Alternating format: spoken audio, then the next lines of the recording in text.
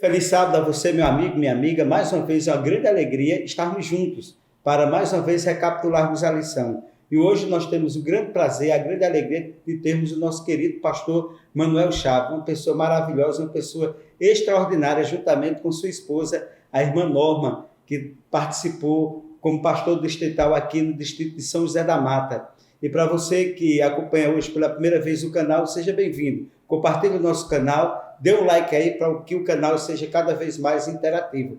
Pastor Manuel Chaves, hoje ele é secretário da Associação Bahia Norte, uma associação forte aí que tem a sede no município de Juazeiro da Bahia, bem pertinho ali de Petrolina, do outro lado do rio. Nesse momento ele vai gravar com a gente olhando para a cidade de Petrolina, mas com o coração em Juazeiro. Pastor Manuel, seja bem-vindo, né? Uma grande alegria nós termos o pastor aqui com sua alegria, simpatia, um grande pastor, um grande amigo, um grande ser humano. Seja bem-vindo, pastor, as suas considerações iniciais. Obrigado, Matusalém. Você sempre é generoso com suas palavras, mas muito obrigado. Obrigado a todos que têm assistido e participado desse momento especial de estudo da Bíblia, né? Através da lição da Escola Sabatina. E o meu abraço, né? Para todos os amados irmãos aí na região de Campina Grande e para onde for, né? Hoje na internet a gente tem um alcance mundial. A você que tem acompanhado esse ministério tão bonito, nossos votos de que você possa crescer cada vez mais no conhecimento e na graça de Jesus Cristo. Um abraço a todos os que me conhecem e aos que não conhecem, é um prazer estar falando com vocês nesta lição. Pastor Manuel também, ele fez o doutorado, né, também em teologia, né, tem o doutorado em teologia, já foi professor do IAN, do curso de teologia, já foi também ministério pessoal da Associação Bahia, da Associação da União da Bahia, né, e também aqui da União Nordeste, né? União Nordeste e União Leste. Né, e já é um pastor bastante experiente, né, que tem uma bagagem muito importante, significante e relevante, e vai, sem sombra de dúvida, nos ajudar a compreender esse tema tão interessante. Esse trimestre nós estamos estudando, pastor Manuel, sobre provados pelo fogo, né? E hoje nós estamos na terceira lição, que tem como título A Gaiola. E no texto áureo da lição, né, que está em 1 Pedro, capítulo 1, versículo 6, nos diz a palavra de Deus: nisso vocês exultam, embora no presente, por breve tempo, se necessário, sejam contristados por várias provações. Pastor Manuel, o que significa esse termo que a lição coloca da gaiola e o que Pedro ele quer dizer nesse texto tão importante, né, para a nossa compreensão, né, desse aspecto que está relacionado ao sofrimento, às provações do ser humano? A carta que Pedro escreveu, as duas cartas, aliás, elas foram escritas para a igreja que estava num período de dispersão. Esse pessoal, esse povo estava espalhado por causa das perseguições no Império Romano, ao movimento, né, do cristianismo, da igreja cristã, e muitos estavam sendo provados, muitos já tinham sido martirizados, como Estevão, e outros, né, estavam sendo perseguidos mesmo pela fé. Então, Pedro escreve duas cartas para ajustar alguma coisa do ponto de vista doutrinário, mas principalmente são cartas pastorais, para animar, para fortalecer a fé. E nesse verso, que é o verso principal dessa semana, Pedro está dizendo, olha, exultem, se alegrem, mesmo que por um breve tempo vocês tenham que passar por provações. Ou seja, ainda que esse breve tempo seja o tempo de duração da nossa vida, ele é breve comparado com a eternidade. Então, Pedro está buscando incentivar, apoiar os irmãos que, mesmo em face de provações, de tentações, de problemas, poderiam, sim, exultar e, claro, manter firme a fé e a esperança em algo superior, ou uma pátria superior, né? É que é muito importante essa questão, né, pastor? E quais seriam, vamos dizer, diante dessas considerações do versículo, quais seriam os principais pontos que o senhor destacaria que seriam abordados na lição? Ok, nós temos nesta semana alguns episódios do povo de Deus. Então a lição vai abordar desde a saída do Egito, os momentos em que o povo de Deus passou por provações, mostrando que, de fato, Deus permitiu ou até mesmo Deus levou o povo por certos caminhos. Nós vamos ver também nessa semana que alguns aspectos já da igreja no tempo do apóstolo Pedro, realmente, né? Então, esse legado que os cristãos primitivos nos deixaram, para mostrar que em todo tempo o povo de Deus passou por provas.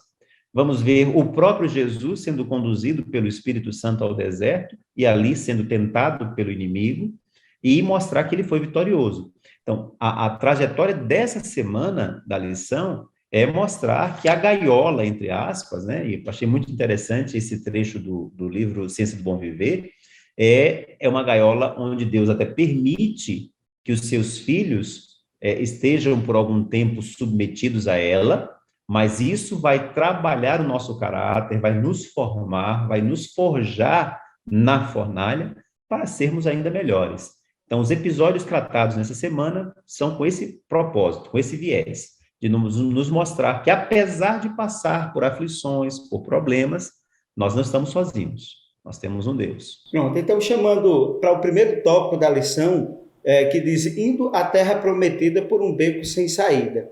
E lá em Êxodo, capítulo 14, versículo 10, diz, e chegando Faraó, os filhos de Israel levantaram os olhos, e eis que os egípcios vinham atrás deles, e ficaram com muito medo. Então os filhos de Israel chamaram ao Senhor. Pastor, foi Deus quem levou eles para essa encruzilhada, né? Essa encruzilhada apareceu. Deus leva o cristão, pastor Manuel, para uma encruzilhada dessa, porque agora o povo, Deus promete a terra prometida e agora eles chegam, olham para todos os lados e não vem saída, né? E de repente um exército grande, né, do Egito ali. Como é que o senhor poderia analisar esse contexto? Realmente para nós que temos uma maneira assim bem ocidental, grega de pensar, é difícil de entender, né? Para o hebreu, não. Para o hebreu, ele pensa assim: tudo que acontece é ação de Deus. Ponto. Eles não questionam, é Deus quem está fazendo. A lição dessa semana vai sempre dialogar com o livro de Jó. Então, Jó disse: é Deus, é Deus. E essa é a maneira de pensar do hebreu. Nós fazemos as separações. Como é que Deus pode levar o povo para um beco sem saída? Será que Deus não sabia que aquele lugar não teria saída? Deus, de maneira alguma, foi tomado de surpresa. Ele sabia por onde estava levando o povo e o porquê que estaria levando o povo por aquele caminho. O povo não sabia, Moisés não sabia, mas Deus sabia. E aí, nós temos ali motivos, claro, para ter o terror do povo, né? O povo ficou aterrorizado com aquela situação, vendo o exército de Faraó no encalço, né? Vendo o mar diante de si, vendo as montanhas, não tem saída. Vou olhar para onde? Não tem como olhar. E aí vem o propósito de Deus. Deus queria que eles olhassem para cima. E aí também Deus pode nos conduzir, às vezes, a alguns becos sem saída, que a gente olha para um lado, olha para o outro, olha para frente, olha para trás, não tem como sair. Aí é hora de olhar para cima. Então, aquele povo estava despreparado, desarmado, desconfiado, não tinha ainda toda a confiança, né, no que Deus estava fazendo por eles, mas Deus não foi tomado de surpresa. Ainda que ele nos leve por caminhos que aparentemente, para nós, são caminhos difíceis, caminhos sem saída, sem solução, ele tem uma solução. E quais são? Isso aconteça, nós olhemos para cima. E quais são as lições que o povo de Israel e nós podemos aprender dessa experiência, né, diante do Mar Vermelho, né, que eles são colocados por Deus num beco sem saída, como o senhor bem colocou? Quais são as lições que eles aprenderam e que nós também podemos aprender? Ok. É interessante perceber primeiro que as provações são algo que acontece nesse mundo no contexto em que estamos vivendo. Então, Deus ele não queria que tudo que acontecesse com o povo fosse de forma sobrenatural. Deus fez muitos milagres sobrenaturais, mas ele queria que o povo visse as coisas naturais acontecendo. Segundo, as provações não são solitárias. Nós não estamos sozinhos nas provações. O Senhor Deus estava com eles e está conosco. E, claro, as provações estão sob o controle de Deus. Deus nunca vai deixar que qualquer um de seus filhos passe por uma prova além daquilo que seja capaz de enfrentar e que ele mesmo não esteja cuidando. Então, o povo percebeu que, apesar dos momentos desafiadores que viveram, eles nunca nunca estiveram sozinhos. Isso serve de lição para nós, acho que talvez a maior lição. Mesmo em momentos bem aflitivos, nós podemos ter certeza de que o nosso Deus cuida de nós, está conosco, e Ele tem sempre o seu livramento para nos oferecer. Nós não sabemos como, não sabemos quando, nem de que forma, mas Ele tem. Então, confiemos estritamente no cuidado, na condução de Deus. Bom, passado o Mar Vermelho veio uma outra experiência, águas amargas, o segundo tópico da lição. E Êxodo capítulo 17, versículo 1 diz: toda a congregação dos filhos de Israel partiu do deserto de Sim, fazendo suas paradas, segundo o mandamento do Senhor, e acamparam-se em Refidim. Mas ali não havia água para o povo beber. E agora, pastor, não havia água, mas quando encontraram a água era amarga. E essa situação? Deus agora protegeu. E agora? Como é que o povo vai fazer, né? Se agora não tem água? E no deserto a água é imprescindível. Se não tem água, não tem vida. E como é que a gente analisa esse contexto das águas amargas? A água é um elemento essencial para a vida, né? A água é um elemento essencial para a vida. Agora, perceba, Deus abriu as águas do Mar Vermelho ao meio. Veja, eles passaram a seco pelo mar, pelo leito do mar. Passaram a seco. Será que o Deus que abriu as águas do Mar Vermelho não seria capaz de prover águas para eles beberem? Aí Deus levou até Mara, né? Capítulo 15, nós temos ali o relato em Mara. Eles provaram a água realmente era amarga, murmuraram, pediram a solução, Moisés intercedeu e Deus então deu a solução, mandando jogar aquela árvore ali na água, e as águas se tornaram doces e potáveis. Eles beberam a água e Deus encerra com a promessa de que o Senhor estaria com eles. Mais à frente um pouco, a Refidim. Em Refidim já era escassez, não tinha água. E o povo voltou a murmurar, buscaram Moisés, Moisés vai em busca da solução divina e Deus provê a solução com a água fazendo jorrar a água da rocha, né? Nesses dois momentos aí, eu penso que Deus está mostrando para nós. Primeiro, Ele é o Senhor que cura, Ele é o Senhor que sara. Ele promete curar, Ele promete sarar. Curou as águas ali, que eram amargas, para que o povo pudesse beber. Segundo, Ele sabe por onde conduz seus filhos. Deus não é tomado de surpresa em momento algum. O problema do pecado no mundo não tomou Deus de surpresa. Deus está tratando esse problema. Ele sabia da possibilidade e não foi tomado de surpresa. Então, nós precisamos aprender. Se a gente pode tomar alguma coisa de positivo nessas experiências de Israel, é que pelo menos eles clamavam a Deus, apesar da murmuração. Mas eles clamavam a quem de fato podia ter a solução para o problema. E nós não podemos fazer diferente. O que talvez precisamos aprender por contraste é que ao invés de murmurar, devemos confiar, depositar nossa confiança plena no Senhor. Ele está à nossa disposição e Ele vai nos ajudar no tempo certo. Amém.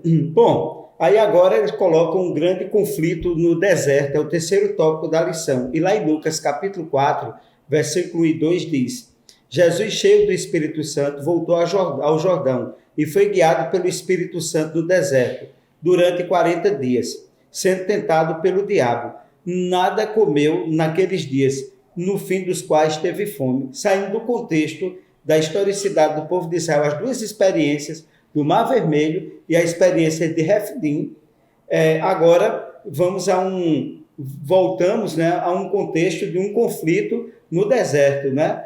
Aqui de um lado está Jesus Cristo, né, e do outro lado está o príncipe das trevas. Como é que que lições nós podemos aprender, pastor, desse contexto aqui? Ok. Um primeiro ponto interessante é que o texto bíblico deixa bem claro, quem levou Jesus para o deserto foi o Espírito Santo. Às vezes as pessoas ficam buscando um marabalismo para tentar dizer, não, aqui não foi. Não, foi o Espírito Santo, sim. Levou Jesus para o deserto e quem tentou Jesus não foi o Espírito Santo. E aí o texto de Tiago 1,13, que a lição deixa bem claro para nós.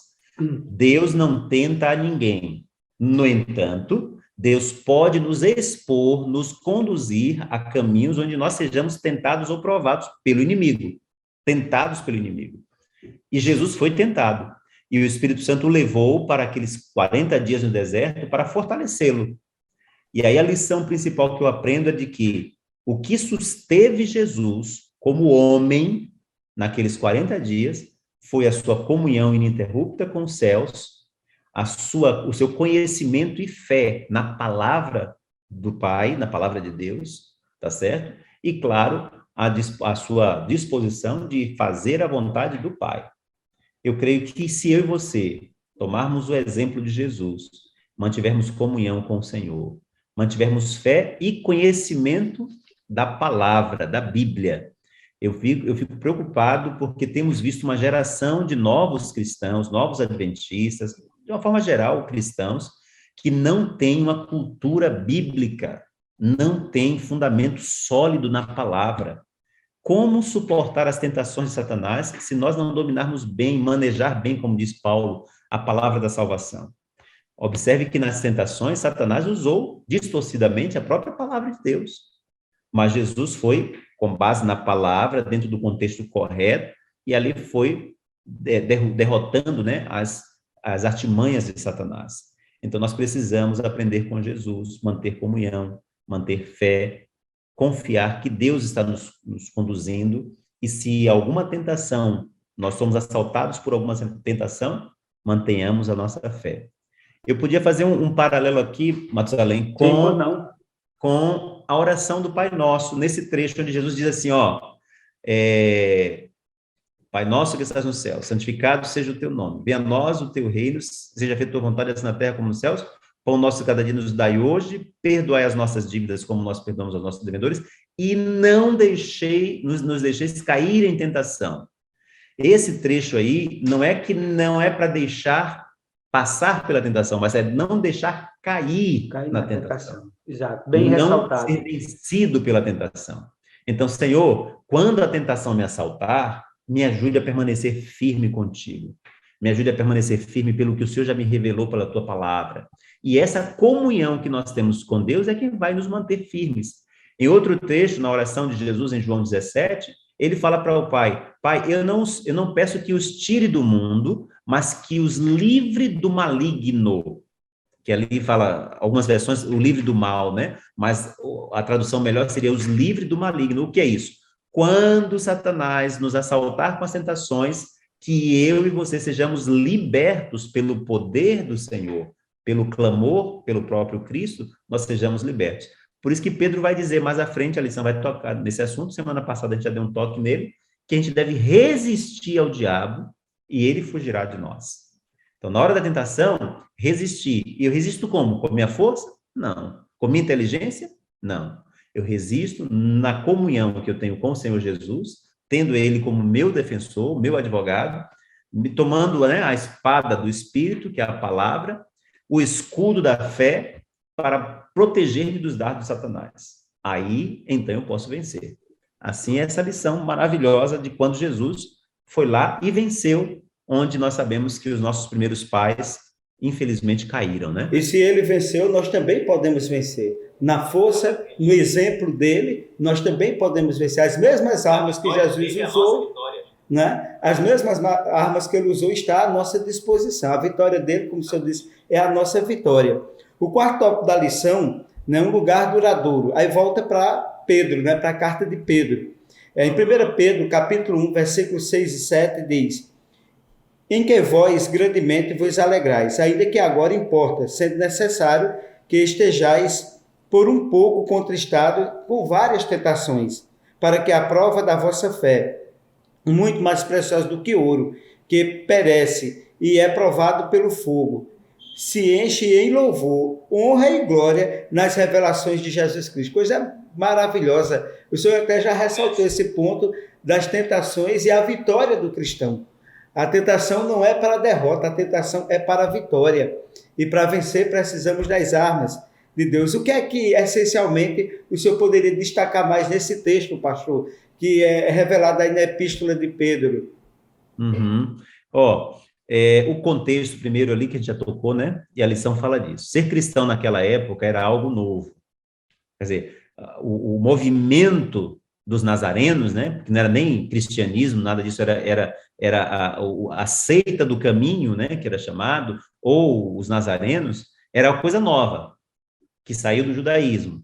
Além disso, havia poucos crentes espalhados por vários lugares e que eram, de fato, uma minoria, bem pequeno mesmo, e muitas vezes mal interpretados, ou, na pior das hipóteses, perseguidos. A perseguição era para, inclusive, dar a vida, né? Então, era perseguição até a morte. E por causa dessas questões é que Pedro diz, olha, vocês estão sendo contristados agora, mas segurem firmes, permaneçam firmes na promessa, porque a glória que há de se revelar é muito maior. Eu posso ilustrar isso com o pessoal que vai para a academia, que tem um slogan, no pain, no gain. Né? Ou seja, se não tiver dor, não tem ganho muscular. Então, quando você faz aí a musculação para poder aumentar a massa muscular, você sente muita dor. Mas à medida que essa dor, que a distrofia acontece nos músculos, então abre-se o caminho para o crescimento dos músculos. Assim, o pessoal da academia, você que está assistindo aí com a gente esse estudo e que faz academia, sabe muito bem disso. Na vida cristã não é diferente. À medida que a gente exercita os músculos espirituais da fé, e esses músculos podem ser exercitados pelas provações, pelo sofrimento, pela dor mesmo, nós nos tornamos mais fortes. Então, é preciso resistir. O que Pedro estava falando para a igreja era, resistam, persistam um pouco mais, porque o que está para se revelar é muito maior do que qualquer dor, qualquer sofrimento do presente. Então, se nessa ocasião aqui, Matusalém, tem alguém que estuda, que está acompanhando o canal, e está passando por uma aflição muito grande, por uma dor muito difícil de suportar, a palavra aqui é persista. Resista um pouco mais. Se você tem fé em Deus, que Ele é o Criador, que Ele é o mantenedor da vida, que é aquele que cuida de você, como estudamos na semana passada, é o seu pastor, aquele que não vai te deixar faltar nada. Então, permaneça mais um pouco, resista mais um pouco, e logo você vai poder também se alegrar, como diz Pedro, né, nos exultar pelas vitórias alcançadas. E a Bíblia diz, né, que mais um pouquinho de tempo e o que há de vir virá e não tardará. O fim de todo o sofrimento, de todas as coisas adversas, o ser humano está bem pertinho de terminar. Jesus há de honrar como ele honrou todos os compromissos dele com o ser humano. Então, uma coisa que é importante ficar claro para cada um de nós. O Senhor, e através de Pedro, ele define que nós somos eleitos. 1 Pedro 2,9. Então, nós somos eleitos pelo Senhor. Em meio à luta e ao sofrimento, não podemos esquecer disso. Segunda coisa, nós somos peregrinos. Nós não estamos na terra que o Senhor planejou para nós, essa terra no contexto de pecado. Então, Pedro estava fortalecendo essa ideia também para os cristãos que estavam espalhados sofrendo naquela época. Então, ele fala em 1 Pedro 2,11. Nós somos peregrinos. E terceiro, nós somos herdeiros. Amém. 1 Pedro 2,4. Eu vou ler esse verso aqui, porque isso não pode ser esquecido por nós. Ele diz assim, ó, no 1 Pedro 1,4. Para uma herança incorruptível, sem mácula, imarcessível, reservada nos céus para vós outros. Então, por mais duro que seja o sofrimento, a dor, lembremos que somos herdeiros de uma herança incorruptível. Maior e melhor do que tudo que esse mundo pode oferecer, não é isso? Fechando a lição, pastor, provação pelo fogo, né? Então, uma pergunta que eu gostaria de lhe fazer seria a seguinte: quais seriam os conselhos e os textos bíblicos que poderiam ser usados para ajudar uma pessoa que estaria decepcionada com Deus, com a igreja, com o cristianismo e com a vida? Quais seriam os conselhos que o senhor daria? Quais seriam os textos que poderiam ajudar uma pessoa que se encontrasse numa situação dessa natureza? Não é raro encontrarmos, né, pessoas passando por aflições. Aqui nós temos na lição alguns textos que são sugeridos, mas eu particularmente gosto de alguns outros que eu quero citar aqui também. Além de Provérbios 3, Jeremias 29:13, Romanos 8:28, mas eu gostaria de citar Lamentações, capítulo 3, isso aqui me ajuda muito na minha trajetória. Deixa eu ler aqui. Lamentações de Jeremias, no capítulo 3, diz assim, ó, verso Está aqui, 3, verso 21. Quero trazer à memória o que me pode dar esperança. Quero trazer à memória o que me pode dar esperança. No Senhor nós podemos ter esperança. E aí tem um texto de Hebreus também que eu gosto demais, que diz que nós podemos manter a esperança, porque quem fez a promessa é fiel. Então nós podemos confiar no Senhor. Se Ele prometeu que vai nos livrar de todo mal, Ele vai nos livrar. Só que isso vai ser no momento certo, no tempo de Deus. Então mantenhamos calma, paciência, perseverança, porque Ele nos ama. E se Ele nos ama, certamente Ele vai se levantar. Como Jó disse, né? No momento certo, os meus olhos verão o Senhor. Então vamos ter fé, suportar a dor. Evidentemente que, como comunidade de fé, nós devemos apoiar uns aos outros, então devemos encontrar uns nos outros o apoio. A comunidade tem que ser uma comunidade terapêutica, onde a gente possa, de fato, encontrar ali o conforto nas horas difíceis. Matusalém, você sabe, em muitas ocasiões, você mesmo, como líder de igreja, foi à casa da família para orar, levar algum mantimento, alguma coisa assim. Então, isso, quando a comunidade de fé faz, movido pelo Espírito Santo, ajuda ou minimiza a dor e o sofrimento que passamos aqui nessa terra. Então, não podemos esquecer dessas coisas. Amém. Pastor, as suas considerações finais e qual o ponto que o senhor gostaria de ressaltar nessa lição que nós não deveríamos jamais esquecer na nossa jornada, na nossa trajetória aqui neste mundo, até chegar à nossa pátria celestial? Ok, eu vou citar um trecho do livro Minha Consagração Hoje, e depois então falo. Esse trecho de Ellen White, né, uma meditação matinal de Ellen White, Minha Consagração Hoje, diz assim, ó: enquanto não estivermos face a face com Deus, quando veremos como somos vistos e conheceremos como somos conhecidos, nunca saberemos quantos fardos Ele suportou por nós e quantos mais teria alegremente suportado se, com fé pura, os houvéssemos levados Amém. a Ele. Amém. Então, olha, enquanto as cortinas desse palco não se abrirem completamente diante de nós, nós não temos noção de todas as coisas. Então, você está passando por alguma aflição, ou tem alguém que você conhece que está passando por alguma aflição, seja um ombro amigo, chegue junto, apoie. Tem uma linda música do cantor Nadson Portugal que diz: o céu vai revelar. Tem coisas, lutas, sofrimentos, tentações, quedas, que aqui nós não teremos como entender, mas o céu vai revelar. Então, as que são reveladas na sua palavra, nós vamos entender claramente. E se não entender, aceite. Deixe Deus ser Deus na sua vida. E certamente você vai ser uma pessoa mais resistente, vai ser uma pessoa mais forte. E quando uma pessoa passar pelas aflições que você já passou, chegar diante de você, você vai poder ajudar. Então, nós podemos pensar dessa forma. Todas as provas pelas quais eu já passei me tornaram um pouco mais forte e eu posso ajudar alguém que está passando por algo semelhante.